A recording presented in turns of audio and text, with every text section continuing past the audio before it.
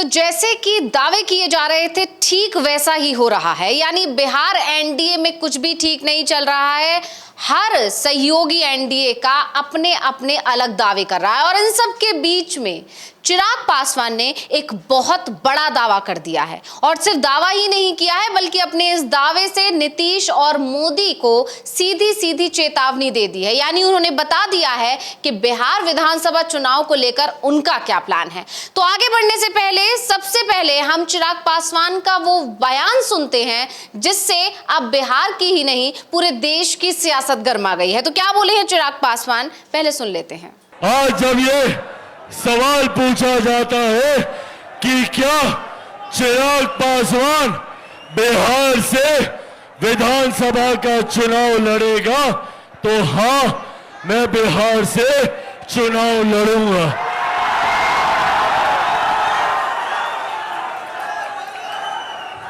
मैं बिहार की 243 सीटों पर चुनाव लड़ूंगा। मैं बिहार की।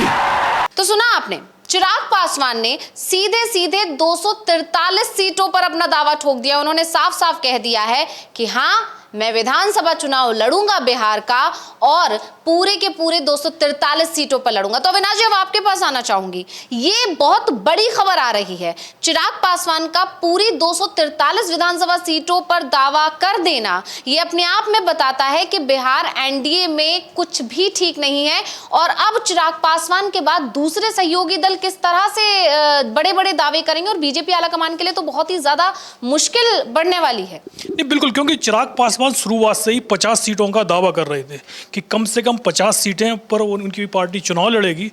और दूसरा जो एलजेपीआर है, जिसके चिराग पासवान चीफ हैं, उसकी तरफ से लगातार ये कहा जा रहा था कि चिराग पासवान सीएम पद के उम्मीदवार भी होंगे। यानी कि सिर्फ सीटों का मामला नहीं है, यहाँ सीएम पद का भी मामला है। चिराग पासवान भले ही अभी तक कुछ नहीं बोल रहे थे, खासतौर पर सीएम पद को लेके, लेकिन आज उन्होंने साफ कर दिया है कि अगर एनडीए के अंदर उनकी बात नहीं मानी जाती है तो उनकी पूरी तैयारी 243 सीटों पर है। वो 243 सीटों पर चुनाव लड़ने के लिए तैयार है। पिछली बार वो करीब 140 सीटों पर चुनाव लड़े थे, लेकिन इस बार 243 सीटों पर भी लड़ने का उनका इरादा पक्का हो चुका है। अगर एनडीए ने बात नहीं मानी, पिछली बार सिर्फ और सिर्फ जो बीजेपी को छोड़ दिया जाए तो एनडीए में बाकी जो दल थे उनको नुकसान पहुंचाया था, लेकिन इस बार पूरे एनडीए को, यानी उसमें बीजेपी भी शामिल है, अगर बीजेपी चिराग पासवान की बात नहीं मानती है तो इस बार नुकसान बीजेपी को भी होगा। जी बिल्कुल, यानी यहाँ पर कहा जा सकता है कि अभी भी चिराग के बयान के दो मायने निकाले जा सकते हैं। एक तो ये कि पूरे वो एनडीए को ही नुकसान पहुंचाने की बात कर रहे हैं, यानी इसमें बीजेपी भी शामिल है, या कहीं ना कहीं अविनाश जी आज बीजेपी और चिराग मिलकर फिर से 2020 वाला खेल करना चाहते हैं नीतीश कुमार के साथ। यानी सारी उन सीटों पर चिराग पासवान अपने उम्मीदवार उतार देंगे जहां पर नीतीश कुमार अड़े रहेंगे जिन सीट्स पर चुनाव लड़ने के लिए। यानी बिल्कुल पहले जैसा ही हो सकता है। क्या ये है चिराग पासवान के इस बयान के मायने? इस मायने तो कई निकाले जा सकते हैं, क्योंकि 243 सीटों की उन्होंने बात की है, लेकिन अगर वो केंद्र का मंत्री पद बचाए रखना चाहते हैं तो जाहिर सी बात है कि वो बीजेपी को लेकर थोड़ा सॉफ्ट भी हो सकते हैं। क्योंकि अगर 243 सीटों पर चुनाव लड़ने का मतलब ही है कि उन्हें एनडीए छोड़ना पड़ेगा और उसके साथ ही उनको केंद्र का मंत्री पद भी छोड़ना पड़ेगा। मंत्री पद नहीं छोड़ेंगे तो बर्खास्त कर दिए जाएंगे। ऐसे में चिराग पासवान को भी पता है कि अगर अकेले चुनाव लड़ेंगे तो इतनी सीटें नहीं जीत पाएंगे कि वो सीएम पद पर दावेदारी कर सकें।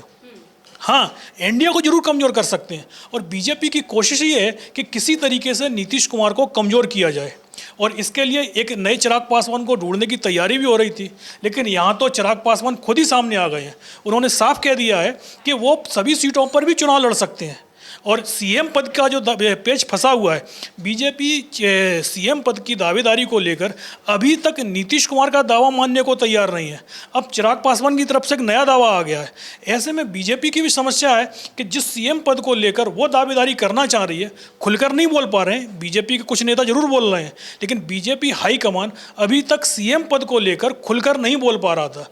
लेकिन जो चिराग पासवान है और नीतीश कुमार है, उनकी पार्टियां जरूर खुलकर बोल रही हैं। अब ऐसे में इसमें चिराग का जो नया स्टेटमेंट आया है, अब ये बीजेपी के सारे पर है। अगर बीजेपी के सारे पर है तो मान के चलिएगा कि चिराग पासवान तकरीबन 140 सीटों पर जिस तरीके से पिछली बार चुनाव लड़े थे उसी तरीके से फिर से चुनाव लड़ेंगे और एक बार फिर से नीतीश कुमार को ये बड़ा झटका देने वाले हैं। नीतीश कुमार की हालत तो वैसे ही इस समय बहुत ही ज़्यादा खराब बताई जा रही है, क्योंकि जो उनकी लोकप्रियता है वो लगातार डाउन होती चली जा रही है और बीजेपी इस बार उनको सीएम उम्मीदवार भी नहीं बना रही है। ऐसे में और महागठबंधन ने तो दरवाजे बंद कर ही दिए हैं। ऐसे में हम नीतीश कुमार के पास में बहुत ज़्यादा विकल्प नहीं बचे हैं, लेकिन चिराग के पास में विकल्पों की कमी नहीं है। महागठबंधन के दरवाजे उनके लिए अभी भी खुले हुए हैं, चुनाव के बाद भी खुले हुए होंगे।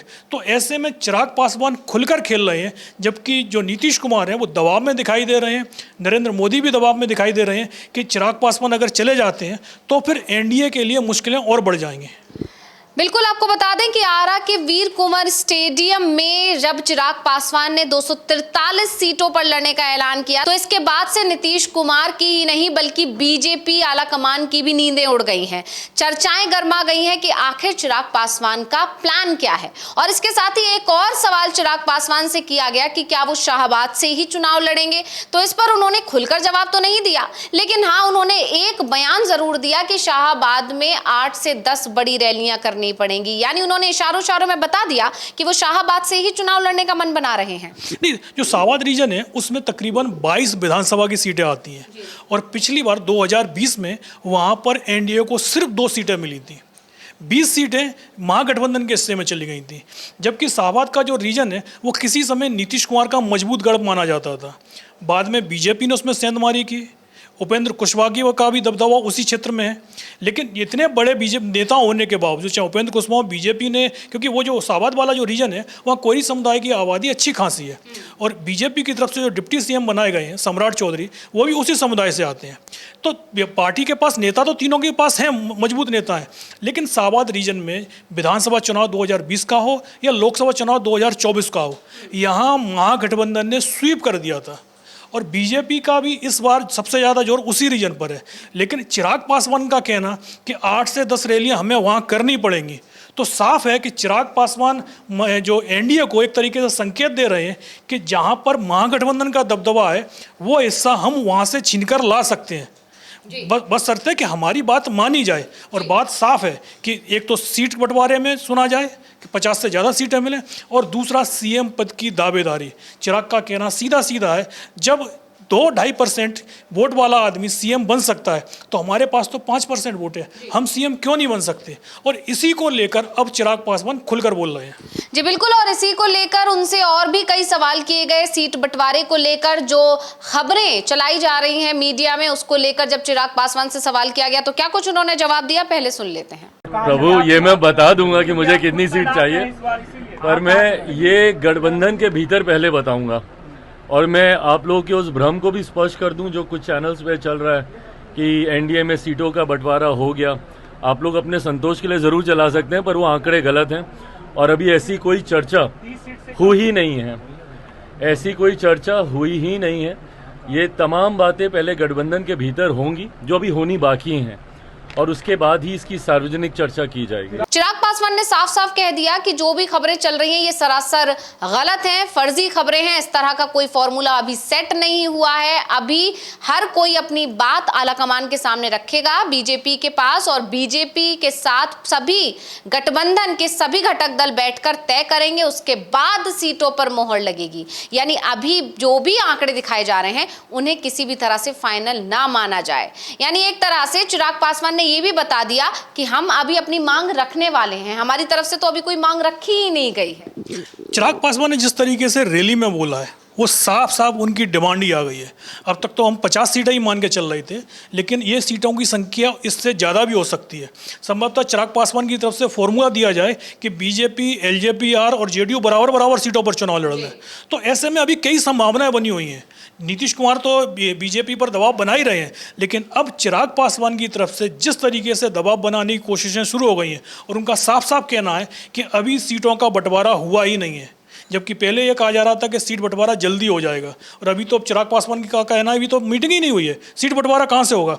तो ऐसे में जो मीडिया में खबरें चल रही हैं उनके लिए तो हम पहले से भी बोल रहे थे कि इस तरीके की फर्जी खबरें फैलाई जा रही हैं कि जो एनडीए में सब कुछ ठीक ठाक चल रहा है। लेकिन चिराग के बयान से एक चीज़ साफ हो गई है कि एनडीए के अंदर कुछ भी ठीक नहीं है, यहाँ कुछ भी हो सकता है। और जिस तरीके से चिराग पासवान का बयान आया है, उसके बाद उन्होंने रैली में जो दावेदारी की है आरा की रैली में, उससे साफ हो गया है कि एनडीए के अंदर सीट बंटवारे को लेकर बहुत बड़ी फूट जो टकराव दिखाई दे रहा है, उससे एनडीए टूट भी सकता है। जी बिल्कुल, यानी चिराग पासवान के एक ऐलान ने बिहार की सियासत में भूचाल लाकर खड़ा कर दिया है। अब देखना ये होगा कि चिराग के बाद दूसरे कौन से सहयोगी हैं जो बीजेपी आलाकमान को करारा झटका देते हैं। फिलहाल चिराग पासवान का जो बयान है, जो ऐलान है, उससे बीजेपी को और नीतीश कुमार दोनों को 440 वोल्ट का झटका जरूर लग गया है। तो बहुत बहुत धन्यवाद अविनाश जी तमाम जानकारी देने के लिए, और इसी के साथ मुझे यानी अंशिता को दीजिए इजाजत। नमस्कार।